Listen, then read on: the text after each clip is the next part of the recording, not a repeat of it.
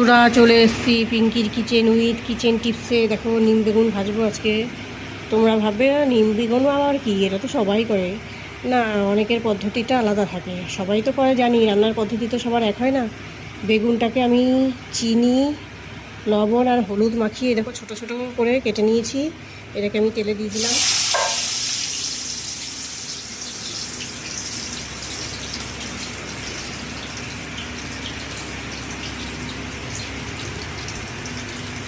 এবার এটাকে আমি ভালো করে ভেজে নেব।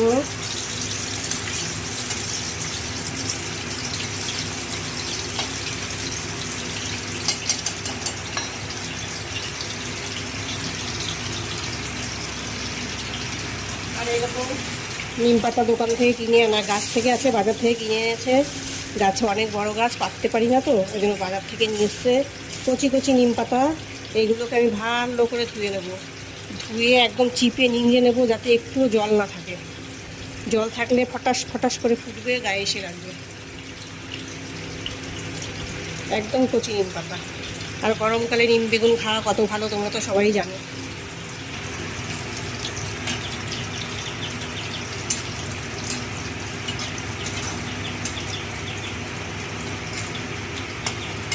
ভালো করে এইভাবে নাড়াচাড়া দেবে আমার মতো, না হলে কিন্তু কিছু বেগুন ভাজা ভালো হবে আর কিছু বেগুন ভাজা খারাপ হবে।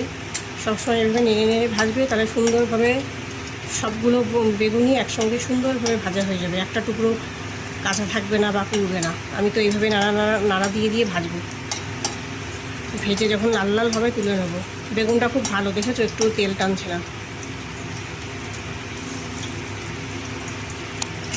দেখো বন্ধুরা, সবগুলো টুকরো বেগুনি সুন্দরভাবে লাল লাল করে ভাজা হয়ে গেছে। এবার আমি এইভাবে তেলটা নিংড়ে তুলে নেব।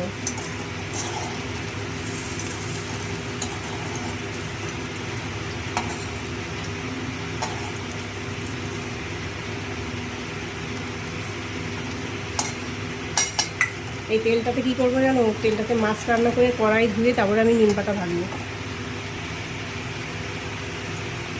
বন্ধুরা, কড়াইটা গরম করে সামান্য একটু তেল দিয়েছি। এবার নিম পাতাটা দেখো ধুয়ে চিপে রেখেছি, আবার দেওয়ার সময় আবার ভালো করে চিপে নেবো, যাতে একটু জল না থাকে।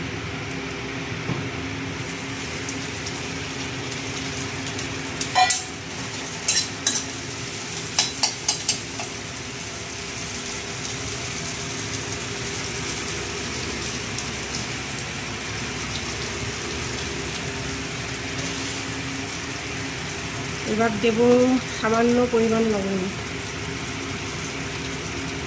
এই দেখো একদম 1 চিমটে লবণ।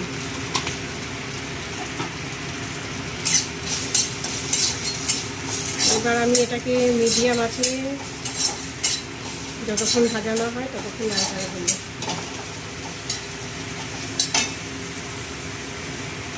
মনে রাখতে হবে মিডিয়াম আঁচে দিতে হবে, লোতেও দেওয়া যাবে না, হাইতেও দেওয়া যাবে না। হাইতে দিলে পুড়ে যাবে, মানে কয়েকটা পাতা ভালো থাকবে, কয়েকটা পাতা পুড়ে যাবে। এই জন্য আমি মিডিয়ামে দিয়েই করছি। আর লোতে দিলে টাইম লাগবে বেশি, কাঁচা কাঁচা থাকবে।